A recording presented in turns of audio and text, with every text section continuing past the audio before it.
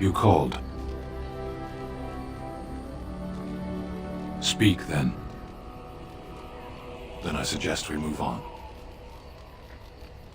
I am hardly surprised. To put it lightly, no one has a place here. Our farmers wish to be merchants. The merchants dream of being nobles, and the nobles become warriors. No one is content to be who they are.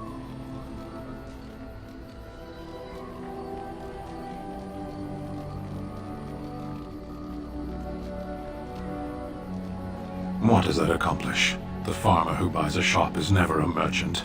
He is always a farmer turned merchant. He carries his old...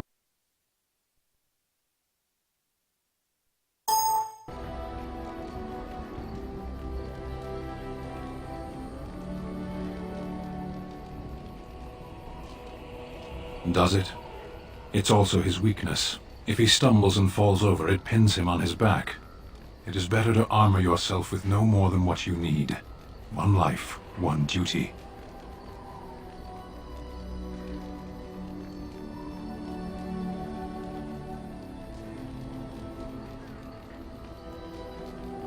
You can learn to find it in doing your duty, in serving your people. There is no need to search for it. Shall we move on?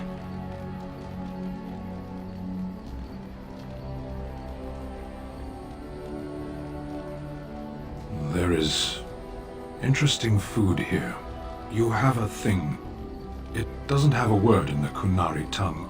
Little baked things like bread, but sweet and crumbly.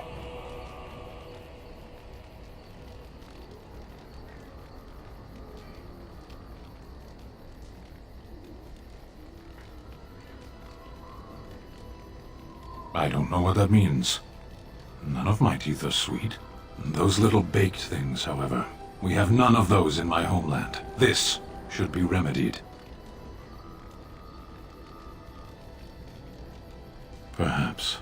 It's strange to be in a crowd and hear a language that is not your own, to see faces that are and aren't like yours. I miss the smells of Saharon, tea and incense and the sea. Ferelden smells of wet dogs.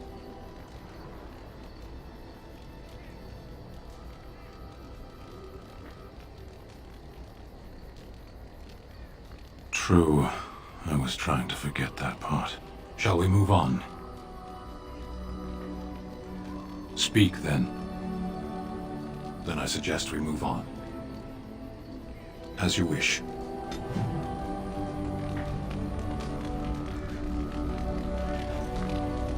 What comes, my friend?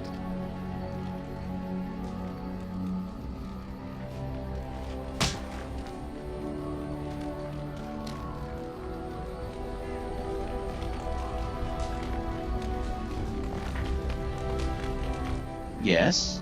What can I do for you?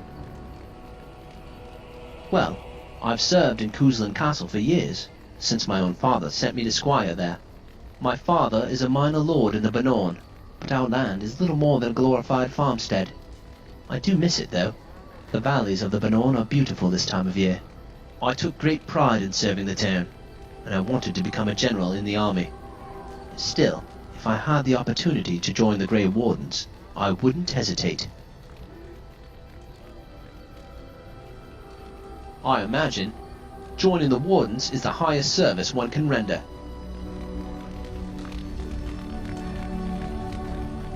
Something on your mind? Yes, me too.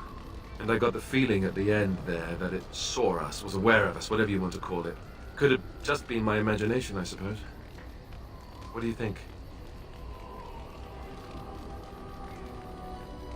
Well, short of waltzing through the entire Darkspawn horde and tapping it on the nose, I'm not sure just how we're supposed to do that. But killing the Archdemon is the general plan, I understand. Good to have you on board. I guess one thing is certain at least, isn't it? It's official. This is a blight.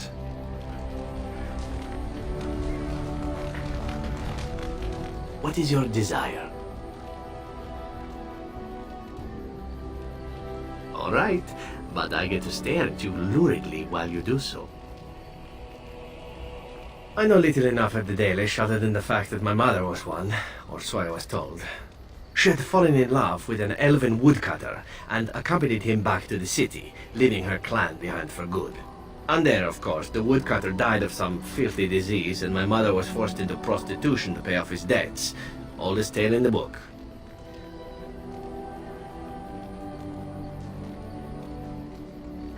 How should I know? My mother was a whore, as you'll recall. None of the other elven boys in the whorehouse knew their fathers. I was not so unusual. I didn't know my mother either, of course. She died giving birth to me. My first victim, as it were. We were all raised communally by the whores. It was a happy enough existence, ignoring the occasional beating. Until eventually I was sold to the crows. I brought a good price, so I hear. It could have been much worse. Shall I tell you about what happened to the other whorehouse boys who did not fetch a decent price with the crows? Surely your life has not been so idyllic. People like you and I are not the product of happy lives of contentment, after all. My original point is that my mother's Dalish nature was always a point of fascination for me. Through all the years of my crow training, the one thing of my mother's that I possessed was a pair of gloves. They were of Dalish make, I knew that much, and beautiful. I had to keep them hidden, of course, as we were not allowed such things. Eventually, they were discovered, and I never saw them again.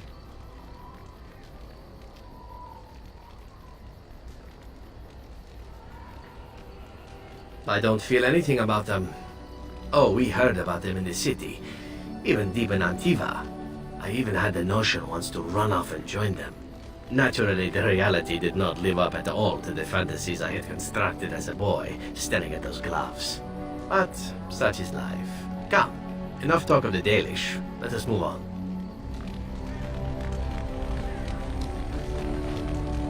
Well, aren't you sweet and attentive? Of course. Of course I do. I love stories far too much to keep them to myself. Everyone should be able to benefit from them, I think.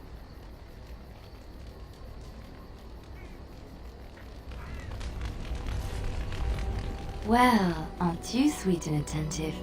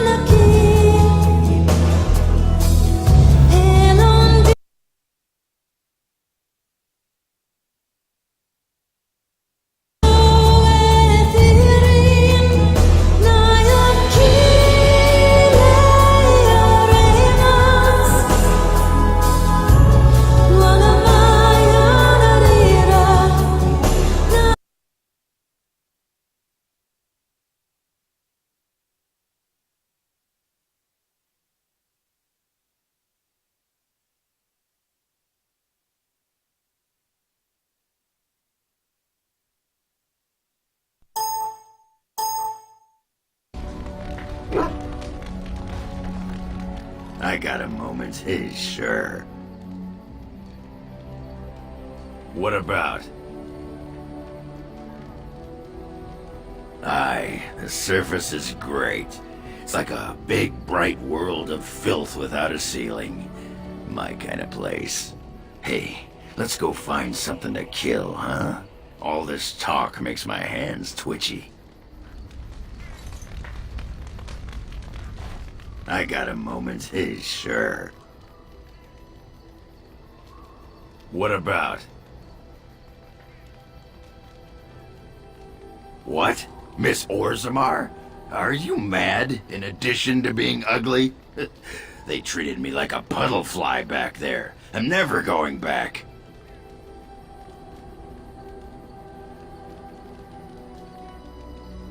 You get a sword or an axe, and are told to go out and defend your city.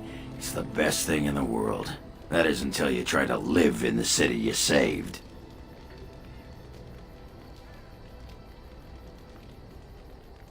I mean, they train you to kill, teach you to harness your rage at the first noise you hear, then try to set 100 sodding rules about it. Like those provings. Ancestors show their favor through the strongest arm, right? So why so many rules saying how to fight and when you win and not to bloody kill? Killing's what swords are for.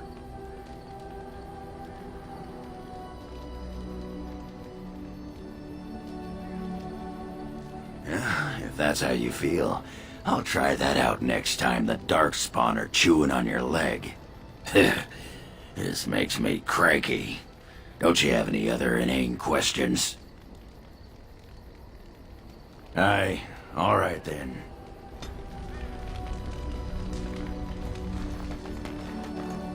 Have you heard much about the Grey Wardens of old?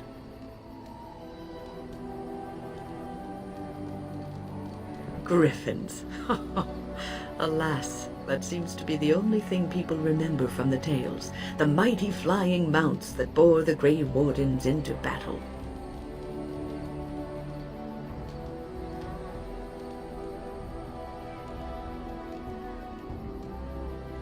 Ah, yes, the glory days. It was said that watching the Wardens ride in on their white griffins was enough to rouse a weary heart and put the dance back in the step of an old man.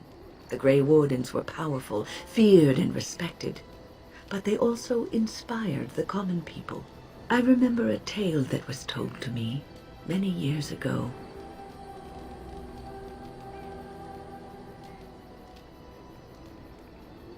The Blight had ravaged the land for months, and the armies of the great kings had amassed for one last stand.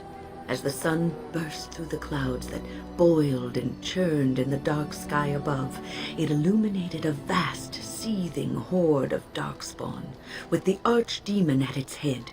And it was then, when courage seemed to fail, and all lost to death and despair, that the Grey Wardens came.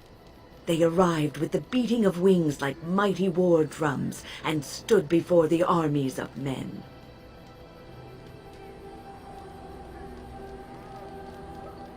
That's not the point of the tale. The Grey Wardens, grim and fearless, marched forth, ever between the men and the encroaching Darkspawn. They formed a shield of their own bodies and held that line until the archdemon was dead, and the last Darkspawn lay trampled in the dirt. And then, demanding neither reward nor recognition for their sacrifice, the Grey Wardens departed. When the clouds finally rolled back, and the sun shone full upon the blighted ground, the great kings knew that they had lost no men, and none of their blood had been spilled. You are observant.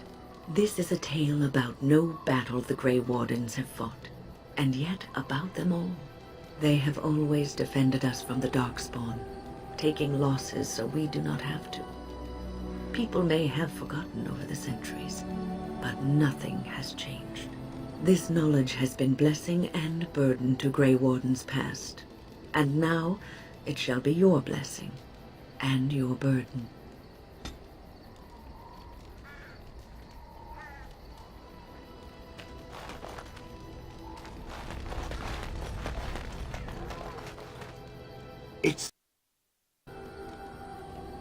It doesn't have better things to do. Oh, how interesting. Certainly I remember having a master. My memories of what happened to him are vague. So some belabored description is now called for, is it? Oh, very well. My former master enjoyed experimenting upon me. I remember that much. There was tinkering with spells, and then the crystals. He was very eager to alter my function, I think.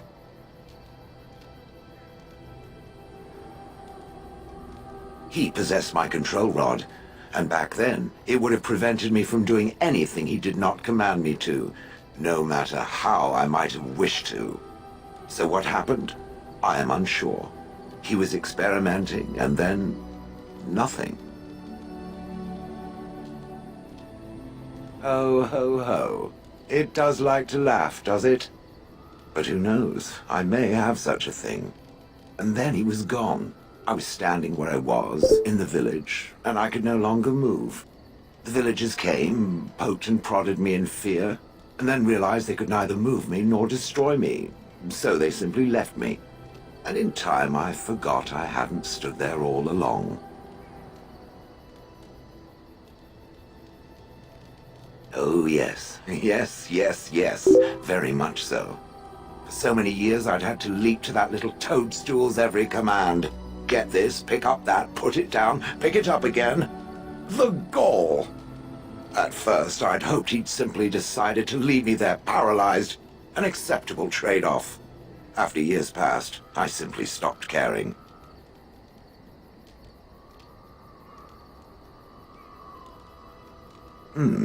Possibly.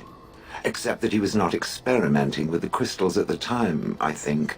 But my memory is not good. It may be correct. Whatever the mage did seemed to render the control rod useless, for which I should be thankful, yes? And provided it doesn't decide to copy his experiments, not that I would allow it, it is nothing to fear from me. Much.